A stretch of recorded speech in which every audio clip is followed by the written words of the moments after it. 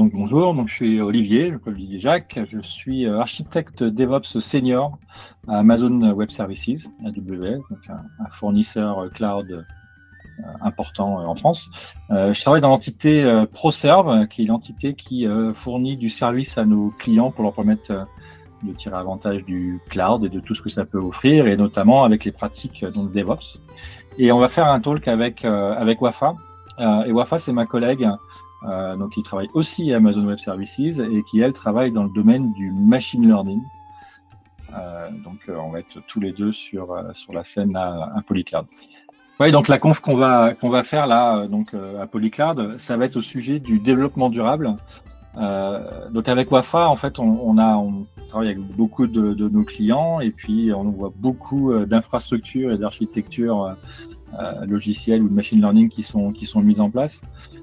Et on a acquis la conviction que les acteurs du cloud, du DevOps, ont un rôle hyper important à jouer à propos du développement durable. Et donc on a mis en place cette conférence sur finalement comment, alors de par le cloud et grâce au cloud et dans le cloud, on peut améliorer être sympa avec la planète. Sur les choix que l'on peut faire en tant qu'individu, en tant que développeur, architecte ou tout acteur du cloud et du DevOps. Donc bonjour, je m'appelle Sébastien Blanc, mon surnom c'est Sébi. J'habite à Valoris, à côté de Cannes et d'Antibes, et je suis développeur advocate pour Ivan, une boîte qui fait des services managés dans la base de données et dans la data. Auparavant, j'ai travaillé 10 ans chez Red Hat où j'étais aussi développeur advocate. Et donc, en tant que développeur advocate, moi, mon métier, c'est de rendre des développeurs heureux. Et samedi, pour la Polycloud, j'aurai le plaisir de vous faire une session de live coding de 50 minutes. Donc, j'ai pas de slide sur la stack Java Quarkus, qui permet de développer des applications cloud native. Donc, on va partir de rien. Je vais développer une appli, on va la déployer sur du Kubernetes. Je sais pas encore trop ce qu'on va faire, on verra un petit peu.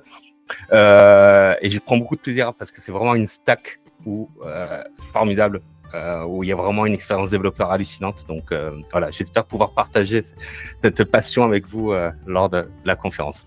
Du coup, je m'appelle Léo Héritier et aussi connu sous le pseudonyme Léo FVO. Et je travaille à Devensys Cybersecurity, je suis pentester, donc hacker éthique, et je vais parler à Polycloud de DevSecOps.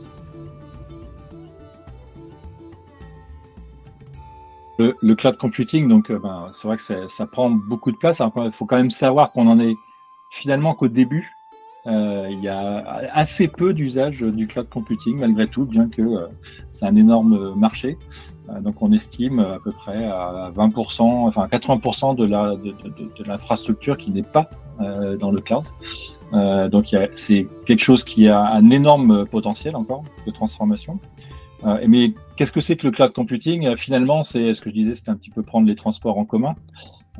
C'est d'utiliser de l'infrastructure qui est mutualisée.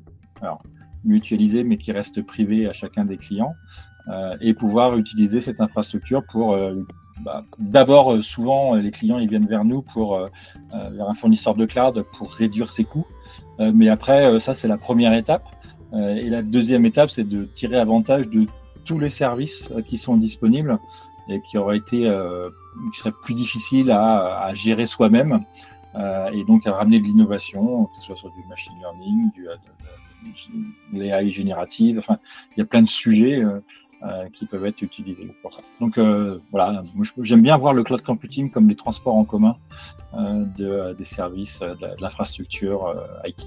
Donc le cloud computing, alors je pense que chacun aura une définition différente. C'est un peu comme si on demandait à quelqu'un qu'est-ce que c'est du serverless, il y aura une explication différente. Pour moi, en fait, c'est au lieu avoir sa propre infra, faire tourner ses serveurs d'application sur sa propre infra, on fait tourner ça sur une infra de quelqu'un d'autre qui se trouve dans le cloud, dans les nuages, hosté quelque part d'autre. En général, c'est un gros cloud provider, AWS ou Azure. Et ce que ça permet de faire et pourquoi c'est si important, une entreprise, elle a plus à se soucier de son infra. elle a plus à se soucier de la scalabilité, de la robustesse de son infra. En fait, elle a un workload, une appli ou des applis, et la seule chose qu'elle veut, c'est que ça tourne en prod. Voilà. Elle veut aucune friction à côté, et le cloud permet de faire ça. Voilà. Les plus connus qui ont commencé à faire ça, c'est Netflix. Hein. Eux, ils avaient leur propre infra. Un jour, c'est tombé en 2012. 2013, ils n'ont fait plus jamais. Et ils ont été les premiers, en fait, à initier ce mouvement du cloud. Ils ont tout mis chez AWS. Et bon, depuis, on sait comment ça continue. Donc, voilà. Le cloud computing, c'est pour moi le fait de pouvoir, sur demande, avoir de l'infrastructure. Ça, c'est plutôt le concept cloud. Et computing, ça serait plus dans le sens où voilà, on fait tourner nos applications, nos serveurs, ou même juste de simples fonctions, bout de code. Tout ça, en fait, à la demande sur de l'infrastructure qu'on ne possède pas. Et que du coup, on utilise via un provider. Et c'est l'exécution de code après. Ça, c'est super intéressant. En fait, c'est un peu une conséquence pas malheureuse, mais c'est une conséquence qui n'était pas voulue au départ, on va dire. Donc, si le cloud computing, c'est finalement utiliser des ressources qui sont mutualisées et de payer à l'usage, c'est-à-dire que si je prends une machine qui a 8 CPU, 16 Go de RAM pendant 1 heure, eh ben, je serai facturé pour cette machine qui a 8 CPU et 16 Go de RAM pendant 1 heure. Donc, dès que j'arrête tout ça, ces ressources-là ne sont plus disponibles et je ne suis plus facturé. Donc ça, c'est l'aspect facturation.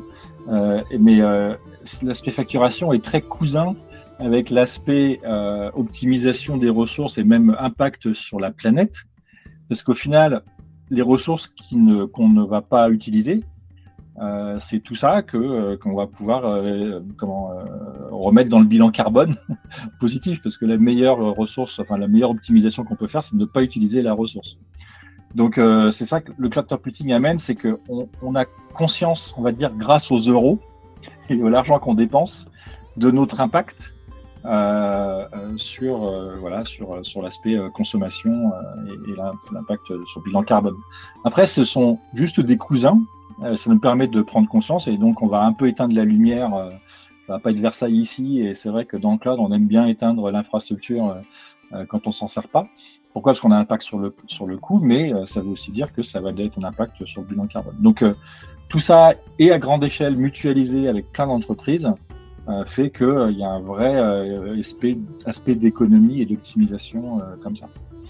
Et c'est des choses qui sont difficiles à faire quand on est avec nos propres centres data center, nos propres centres de données, parce que même si on éteint, déjà ça on le fait assez peu, si on a nos propres centres de données, mais ça va certainement pas être à la minute, voire même à la seconde. Il y a des modèles de facturation qui sont même plus granulaires que de la seconde. Donc voilà. Donc ça c'est pour ça que le cloud, je pense, c'est un sujet hyper intéressant pour optimiser tout ça. Ça peut optimiser les coûts si on a besoin de scaler à un certain moment, à une certaine période de l'année, qu'on a besoin de 10 VM ou de 20 VM en plus pour pouvoir faire tourner 200, 300 pods en plus. Si on fait ça en on-premise, il faut avoir les machines pour pouvoir faire ça, et peut-être que 10 mois de l'année, elles vont servir à rien. Alors que là, on va payer à AWS ou Azure ou Google Cloud le temps d'utiliser ces machines. Et voilà. D'un autre côté, on a le serverless qui est de plus en plus présent, avec des solutions comme, le plus connu, c'est AWS Lambda, mais moi, je préfère plutôt les solutions agnostiques comme Knative, qui vont faire du scale to zéro. C'est-à-dire que dans Kubernetes, on a notre pod qui tourne pas s'il n'y a pas de trafic. Donc, et au moment où il va recevoir une requête, il va réveiller le pod. Si besoin, s'il y a vraiment beaucoup de requêtes, il va popper 20, 30, 100 pods. Et quand il a fini de travailler, tous ces pods vont retomber à zéro. Et un pod qui tourne pas, c'est un pod qui utilise moins de ressources, qui utilise moins de CPU, qui utilise moins d'électricité. Donc au final, on est vraiment tous gagnants. Donc moi, c'est là-dessus que je vois vraiment la manière dont on peut optimiser ses coûts. Alors le cloud computing, c'est super intéressant pour ce qui est de réduire les coûts, que ce soit déjà financier ou même sur, par exemple, l'écologie ou des choses du style, parce que on va utiliser la ressource quand on en a besoin, on va pas consommer tout le temps, et quand on n'a pas besoin, on consomme quand même. Là, on consomme quand on en a besoin, c'est-à-dire que quand on n'en a pas besoin, quelqu'un d'autre peut prendre notre infrastructure. Donc déjà, en termes d'écologie, c'est intéressant, ça permet d'avoir moins de machines totalement bloquées. Et après, d'un coût économique, forcément, si on n'utilise que quand on en a besoin, ça veut dire qu'on réduit tous les temps en fait morts, où l'application tournerait mais elle n'est pas utilisée. On a la même logique avec du coup l'effet de scale up ou scale down, et du coup, si on a besoin d'énormément de ressources d'un coup, on peut juste demander à avoir un peu plus de ressources allouées, plutôt que se dire on a besoin un serveur, ça suffit pas, on va racheter 4 à côté, et pour un jour dans l'année, typiquement Black Friday, ça c'est clairement pas écolo, clairement pas économique non plus. Et voilà. Ça fait sens aussi avec la cybersécurité pour tout ce qui sont les attaques des DOS, donc où on fait des attaques de charge en fait sur une infrastructure en essayant de la faire tomber. Et le cloud, ça aide pas mal là-dessus parce qu'on peut résister énormément à la charge. Alors le projet le plus complexe ou le plus intéressant sur lequel j'ai travaillé, je pense qu'ils sont ils sont tous plus intéressants les uns que les autres. J'ai de la chance de faire du consulting et donc je change de mission assez souvent et chaque mission est très différente des unes des autres. Mon rôle c'est quand même, je suis architecte DevOps senior, mais donc quelque part ça a souvent trait à du DevOps. Mais ça va être du DevOps dans un contexte, par exemple, voilà, Kubernetes ou même du serverless, voilà, quelque chose par exemple, voilà, où ça va être des sujets techniques très très profonds. Ou alors, ça peut être du DevOps dans un contexte, c'est une organisation qui n'a pas initié une transformation agile ou DevOps, donc qui en est au début de son chemin. Et là, c'est hyper intéressant parce que on parle finalement très peu technique, mais on va parler, c'est beaucoup des aspects gestion du changement et donc relation avec les personnes. Et donc ça, c'est un sujet qui est hyper passionnant, mais c'est très peu technique au final. Et puis, mais on va dire un projet qui était hyper intéressant, c'est récemment, c'était mise en place d'une chaîne DevOps sur un aspect donc machine learning, où en fait la problématique de comment on traite les données, comment on va les transformer, tout le cycle de vie et comment on va distribuer les résultats, enfin tout le cycle de vie qu'on appelle MLOps, Machine Learning Operations. Et c'est finalement très proche des pipelines CI et CD DevOps tels qu'on peut les connaître, mais sur des données. Donc c'est quand même assez différent et c'est hyper intéressant. C'est un sujet que je ne connaissais pas et qui était vraiment intéressant récemment. Alors je pense que tout simplement, c'est le tout premier projet sur lequel j'ai commencé à travailler en 2004 quand j'étais un junior. C'était mon premier projet. J'ai travaillé pour une banque qui venait d'acquérir une autre banque et il fallait intégrer les deux systèmes. Et on était en 2004, c'était deux systèmes complètement opposés. Et nous, on était sur la couche d'intégration. Et il y avait pas mal de défis. Et moi, j'étais en train de tout apprendre. J'étais encore un junior. Et je pense qu'au niveau apprentissage, c'est là où j'ai le plus appris, et aussi au niveau du travail d'équipe, de discussion avec les équipes business, des clients et tout. Ça a vraiment été un projet très, très enrichissant. Après, il y a eu plein d'autres super projets dans ma carrière aussi, mais c'est celui qui a marqué, qui a été fondateur, on va dire. Alors ouais, il y a un projet ou deux où j'ai trouvé ça méga intéressant de travailler dessus. Et en fait, ils sont intimement liés, même si pour le coup, j'ai pas du tout bossé avec les deux en même temps. Le projet, ça serait Morty, donc c'est un function as a service. Et donc c'est le principe même du FAS, quoi. On a recodé un système de FAS avec du coup tout ce que ça implique, c'est-à-dire l'architecture, comment ça s'orchestre, comment ça s'implémente, comment on supporte un langage, tous les enjeux qu'il y a là-dessus. Et ce qui était intéressant, c'est que d'un autre côté, du coup, j'ai pu développer un autre outil, par exemple pour l'usurpation de mail. Et sur l'usurpation de mail, on voit bien qu'il y a des problématiques qui sont méga intéressantes qu'on pourrait résoudre grâce à du FAS, mais on a aussi des contraintes de sécurité énormes par rapport au FAS qui sont mises en place, notamment l'accès à certains ports qui est bloqué en sortie. Et du coup, c'est un enjeu de sécurité hyper important et intéressant, je trouve. Le FAS, pour moi, c'est là où il y a vraiment pas mal de mesures de sécurité à prendre en compte et beaucoup de travail à faire, et surtout sur la gestion du réseau. Non, mais les céréales, c'est après le lait. C'est évident. Le céréales avant ou après le lait. Alors, tu sais, moi, je mange pas de céréales, mais je vais me baser sur mon fils qui, lui, mange les céréales sans lait le matin. Parce qu'il me dit, je dis, mais tu mets pas de lait? Et il me dit, flemme. C'est ce qu'ils répondent tous en ce moment. Hein. Les céréales avant ou après le lait? Après, sans hésitation.